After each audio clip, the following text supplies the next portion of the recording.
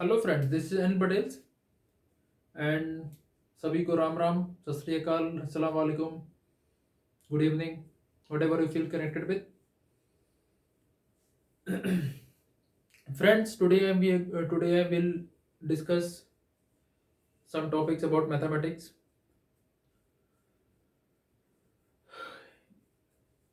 So I will tell about the in this class I will tell about you the trigonometry.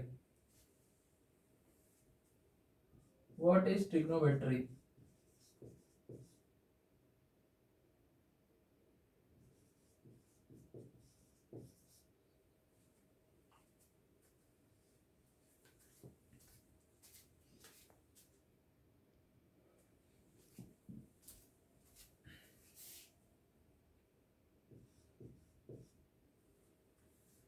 Trigonometry क्या होती है?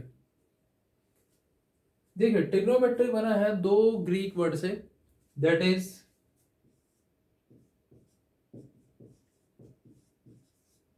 ट्रिग्नोन and second one is the metron.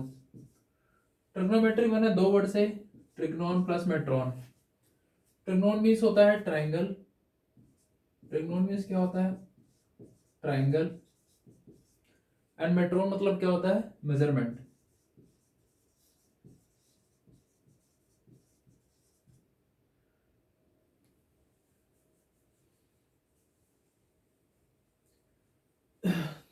So in trigonometry we will discuss about the triangles and its and in triangle we will measure about the measurement of triangles and its sides. Trigonometry में हम triangle के angles और उसके sides को कैसे major करेंगे वो अपन सब डिस्कस करेंगे. ट्रिग्नोमेट्री एक बहुत बड़ा रोल प्ले करता है हमारी डेली लाइफ में. ट्रिग्नोमेट्री का यूज़ हम कहाँ कहाँ करते हैं? ट्रिग्नोमेट्री का यूज़ हम करते हैं बिल्डिंग्स की हाइट मेजर करने में, बड़े बड़े जो जो ऊंचे ऊंचे पहाड़ होते हैं उनकी हाइट मेजर करने के लिए, जो बड़े बड़े टावर होते हैं उनकी हाइट मेजर करने के लिए. क्रिमिनल केसेस में अपन ट्रिग्नोमेट्री का यूज़ करते हैं कि कैसे क्राइम हुआ है, कितने एंगल से गोली चली है, ये सब अपन क्या करेंगे ट्रिग्नोमेट्री में डिस्कस करेंगे. और ट्रिग्नोमेट्री का यूज भी देखेंगे अपन डेली लाइफ में, इसका एप्लीकेशन कहाँ कहाँ होता है. तो जब भी ट्रिग्नोमेट्री की बात आएगी तो आप हमेशा उसमें क्या उसका मेजर करेंगे? हाइट मेजर करेंगे, हाइट और डिस्टेंस मेजर करेंगे. तो ट्रिग्नोमेट्री बना दो वर्ड से, ट्रिग्नोन प्लस मेट्रोन. ट्रिग्नोन मतलब होता है ट्राइंगल, मेट्रोन मतलब होता है मेजरमेंट. ट्राइंगल्स मेजरमेंट, ट्राइंगल का मेजरमेंट. आगे देखिए,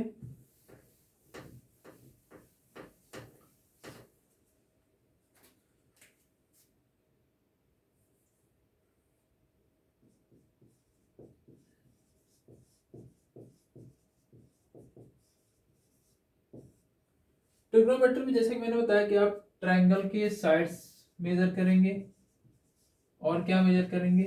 एंगल्स मेजर करेंगे. ठीक.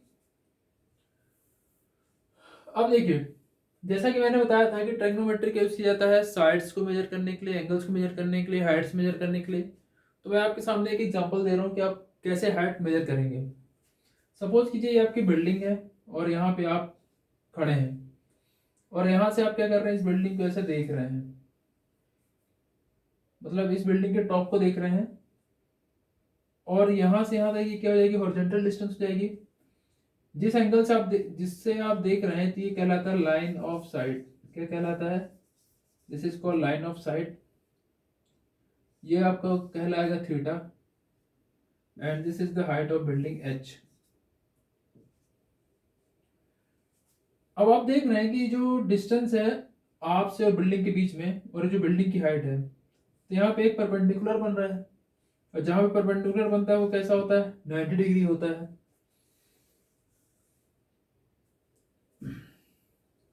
अब देखिए, अब आपको मेजर करना है हाइट ऑफ बिल्डिंग. सपोज करते हैं थीटा की वैल्यू है 45 डिग्री.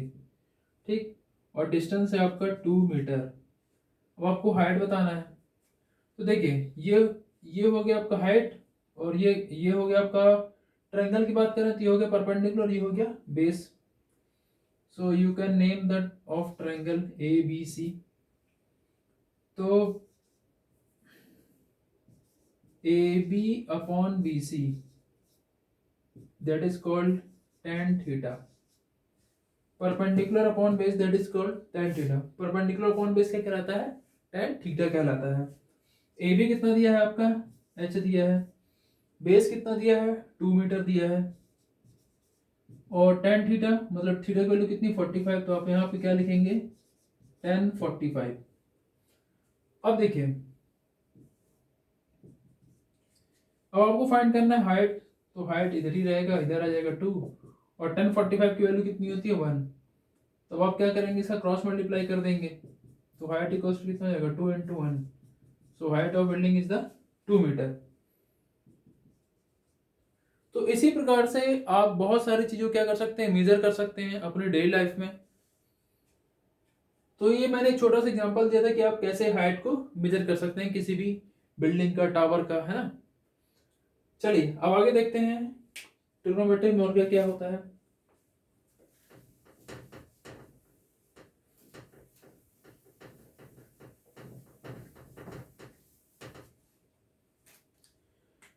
ट्रिग्नोमेट्री में 6 रेशियोज पढ़ेंगे अपन, जिसको बोला जाता है ट्रिग्नोमेट्रिक रेशियोज.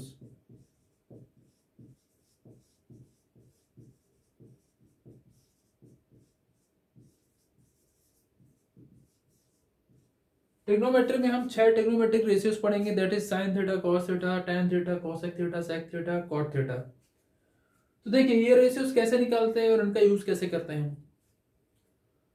तो ट्रिग्नोमेट्री में अपन 6 रेशियोज पढ़ेंगे, that is sine theta, cos theta, tan theta, cot theta, sec theta, and last one is the cosec theta.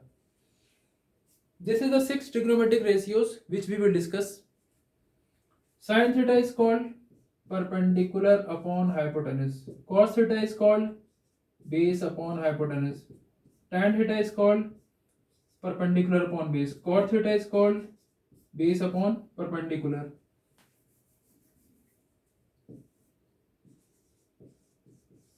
Sec theta is called hypotenuse upon base. Cosec theta is called hypotenuse upon perpendicular. This is the 6 trigonometric ratios which we will discussed. Sin theta, cos theta, tan theta, cot theta, sec theta and cosec theta.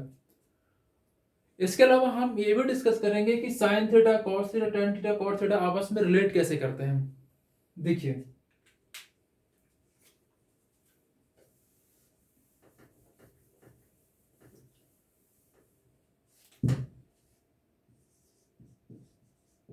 Sine theta equals to होता है 1 upon cosec theta. और जब आप इसका cross multiply कर देंगे तो ये क्या कहलाएगा? Sine theta into cosec theta equals to 1. तो ये रिलेशनशिप है. देखिए साइन थीटा क्या होता है? 1 अपॉन कॉसेक थीटा. और sign theta into cosec theta कितना होता है? सॉरी 1 होता है. उसी तरह फिर क्या आता है? Cos theta. कॉस थीटा क्या होता है? 1 upon sec theta. Cross multiply कर देंगे तो क्या जाएगा? Cos theta into sec theta equals to 1. अब देखिए फिर आता है आपका tan थीटा. tan थीटा क्या होता है? 1 upon cot theta. Cross multiply कीजिए, tan theta into cot theta equals to 1. तो ये मैंने बताया कि रिलेशनशिप कैसे होता है. इसके अलावा और देखिए tan थीटा इक्वल्स टू होता है sine theta upon cos theta. और कॉट थीटा होता है आपका cos theta upon sine theta. ठीक. तो ये आपने देखा कि sine theta, cosec theta, cosec theta, sine theta, इन सब का आपस में रिलेशन कैसा है. कुछ और चीजें अपन देख लेते हैं.